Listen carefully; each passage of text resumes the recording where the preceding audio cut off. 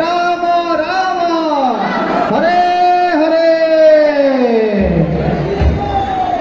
যত নৃত্য করবেন গিরিরাজ তত সন্তুষ্ট হবেন।